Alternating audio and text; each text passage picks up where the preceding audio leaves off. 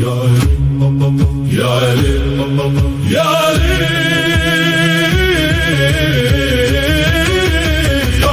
Ali, Ya Ali, Ya Ali,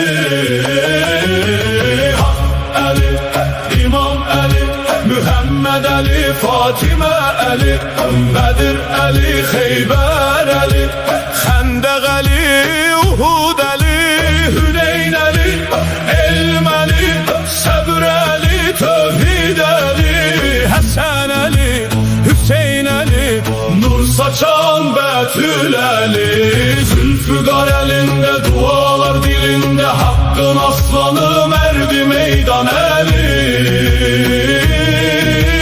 Yerin serkar, göğün ulduzu, velinin velisi Mevla Ali. Hak Ali, Hak Ali, İmam Ali, İmam Ali, İmam Ali, Elm Ali, Elm Ali, Sabr Ali, Sabr Ali, Hasan Ali, Hüseyin Ali, Ya Ali, Ya Ali.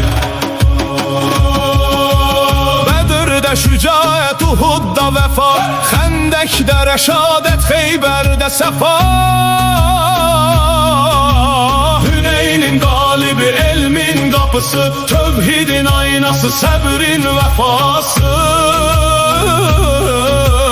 Hasan Ali, Hüseyin Ali, Zehra'nın sirdaşı, Betül Ali.